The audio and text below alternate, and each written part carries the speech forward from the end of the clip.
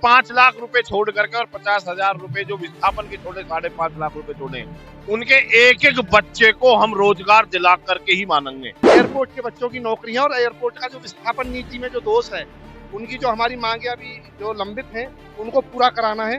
जो अधिकारी कुर्सी पर बैठ करके मेरे टोपी लगाए हुए किसान से दलाली या रिश्वत मांगने की कोशिश करेगा, उस अधिकारी को गधे पर बिठाकर काला मुंह करके और उसको सड़क पर घुमाया जाएगा पूरी तरह से। आज गौतम बुद्ध नगर के पारसोल में हम मौजूद हैं। आपको बता दें, भारतीय किसान यूनियन द्वारा आज किसान गोष्ठी रखी गई है। यहाँ देखेंगे तो सैकड़ों किसान यहाँ इकट्ठा हैं। और पारसोल की बात करें तो भट्टा पारसोल कांड के नाम से पूरा देश जानता है। बात करें, पवन खटाना यहाँ पहुंचे हैं, राजीव मलिक यहाँ पहुंचे हैं, नवनियुक्त जिला अध्यक्ष गौतम बुद्ध नगर वो बना दिए गए हैं। बातचीत करने की कोशिश करेंगे। पारसोल हमारी संघर्ष की जमीन है। पारसोल वह स्थान है जिसने 1894 के भूमि अधिग्रहण एक्ट को बदल दिया।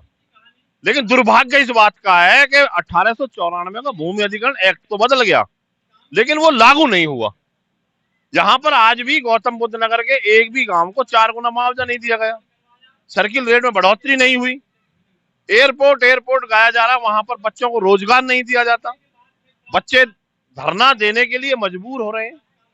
तो आखिर हम क्या करें?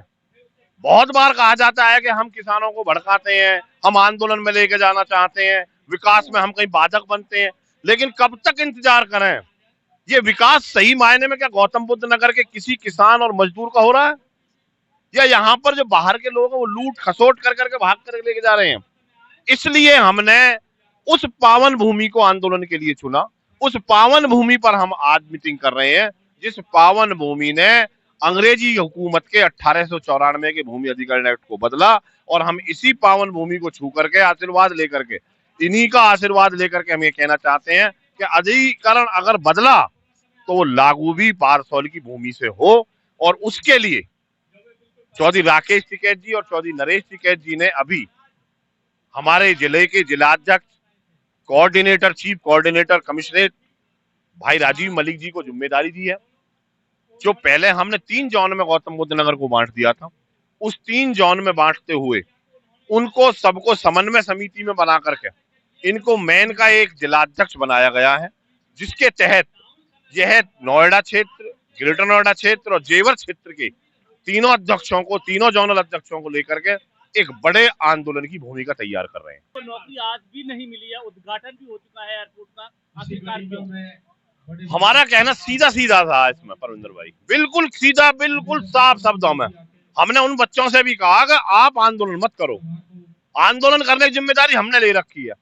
हमने पहले दिन कह दिया और आज भी हम कह रहे हैं आपके माइक के और मीडिया के माध्यम से कि जिन्होंने 5 लाख रुपए छोड़ करके और 50,000 रुपए जो विस्थापन के छोड़े 5.5 लाख रुपए छोड़े, उनके एक एक बच्चे को हम रोजगार दिला करके ही मानेंगे। वो अपने स्तर से अगर आंदोलन में जा रहे हैं तो हम उनसे मना तो कर नहीं सकते, लेकिन हमारी कई दौर में इस चीज की वार्ता हुई है और हमने उनसे कह दिया कि हम किसी भी कीमत पर जो उन्होंने कहा है ओपल कंपनी के द्वारा, उसी में हम उनको जॉब दिलवाएंगे। और पीछे भी अधिकारियों ने हमसे वादा किया है कि हम 100% उनको जॉब देंगे। अब बहुत जल्दी में या तो वो जॉब देते हैं, अन्यथा भारतीय किसान यूनियन जो आंदोलन करने जा रही है उसका एक आंदोलन का जो मुख्य मुद्दा होगा वो यहाँ के बच्चों के रोजगार का भी मुद्दा होगा। अगर देश संकट में, किसान तो पहले से ही कह रहा हम संकट में, देश का किसान तो बहुत दिन से संकट में है। हो सकता है कि उनके पूंजीपति दोस्त संकट में आ गए हों। किसान कभी भी अपने आप को संकट से बाहर नहीं मान रहा। उसके तो आज तक एमएसपी पर कानून नहीं बनाया गया, उसकी फसल का दाम नहीं मिलता। हमारी जमीन तो रात के अंधेरे में बिक जाती है, लेकिन हमारी फसल दिन के उजाले में नहीं बिक पाती। ये हमारा दुर्भाग्य है। आज अगर उनको ये लगता है कि पूंजीपति कहीं कष्ट में है, संकट में, तो चलो जी, मैं ले लो निर्णय कोई भी। देश का किसान देश की सरकार के साथ पहले भी था, आज भी है और आगे भी रहेगा। लेकिन क्या देश की सरकार भी किसान के साथ है? क्या देश की सरकार भी उस मजदूर के साथ है या अपनी पूंजीपति दोस्तों के साथ ही है?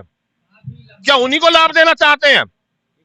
जिस डीजल और पेट्रोल की बात कर रहे हैं, आपकी जानकारी में बता दूं कि उनके जो पूंजीपति दोस्त हैं वो आज भी 25% डीजल और पेट्रोल को यहाँ से कच्चे तेल को रिफाइनरी कर करके आज भी इनकम कमा रहे हैं। यहाँ पर प्रतिबंध लगाया जा रहा है, उस पर रोक क्यों नहीं? भट्टा पारसोल को कौन नहीं जानता है। इसी पावन धरा से क्या बड़ा ऐलान आप कर सकते हो आंदोलन गौतम बुद्ध नगर किसानों के प्रति? आंदोलन करने के लिए तो आए हैं हम। ये तो कार्यक्रम हम कहीं भी कर सकते थे। ये जिलाध्यक्ष बने थे तो इनका तो हम कनकौर में भी कर सकते थे, भव्य कार्यक्रम चपरगढ़ में भी कर सकते थे, अपने कार्यालय पे भी कर सकते थे, कहीं भी कर लेते। क्योंकि हमें पता है कि गौतम बुद्ध नगर का अगर संघर्ष का अगर कोई प्रतीक है तो वो भट्टा पारसौल है। इसलिए हमने भट्टा पारसौल की ही सरजमी को चुना कि आज यहाँ पर एक आंदोलन को बिगुल फूंकने के लिए हम यहाँ से शुरुआत कर रहे हैं। और हम प्रस्तावना देते हैं कि हमारा 16, 17, 18 जून को हरिद्वार में शिविर लगेगा। उससे पूर्व में अगर यहाँ के अधिकारी जो हमारे मुद्दे हैं, सर्किल रेट 2024 से लगातार कह रहे बढ़ाएंगे, वो नहीं बढ़ाया है। बच्चों को रोजगार नहीं दिया जा रहा, आबादियों की बैकलीज नहीं की जा रही, उन्हें एक्सप्रेसवे के 64% का वितरण नहीं किया जा रहा, वहां पर 7%, 10% प्लॉट नहीं दिए जा रहे। इनको समय रहते हुए या तो वो दे दो, ये हमारी प्रस्ताव है उनके लिए। अगर वो नहीं देते हैं तो हम पर लेना आता, हमने पहले भी लिए, फिर ले लेंगे। मेरी शुरुआत जो होगी, जो पॉलिसी मेकिंग लड़ाइयां हैं अथॉरिटी से संबंधित, उसको हमारे जो शीर्ष नेतृत्व है उसके नेतृत्व में उसको आगे बढ़ाना मेरी प्राथमिकता होगी। जिसमें 10% प्लॉट है, यमुना एक्सप्रेसवे में जो 7% प्लॉट नहीं मिल रहा वो है, यमुना एक्सप्रेसवे का 64% नहीं मिल रहा वो है, एयरपोर्ट के बच्चों की नौकरियां और एयरपोर्ट का जो विस्थापन नीति में जो दोष है, उनकी जो हमारी मांगे अभी जो लंबित हैं उनको पूरा कराना है। और दूसरा, मुझे जो यूनियन का हमारे पहले से काम रहा था, जो ग्राउंड लेवल का कार्यकर्ता है, उसकी जो व्यक्तिगत समस्याएं तहसील से, थाने से, आरटीओ ऑफिस से, बैंक से, लोन से, ब्लॉक से जो होती हैं, उनको अपने तहसील अध्यक्ष और ब्लॉक अध्यक्षों के माध्यमों से उन किसानों को राहत दिलाना, ये मेरी पहली प्राथमिकता रहेगी कि उनके काम हो और उनको लगे कि हम किसी संगठन में हैं। तो टोल जो है ये तो एक सच्ची बुझो ना, ये तो प्राधिकरण के द्वारा एक किसान संगठन नए संगठन बनवाने के लिए एक लॉलीपॉप पकड़ाया हुआ है कि उसको टोल पकड़ा देते फिर वो आंदोलन। मैं तो चाहता हूँ ये बंद हो, ये टोल वोल लगा सब संगठनों का ही बंद हो।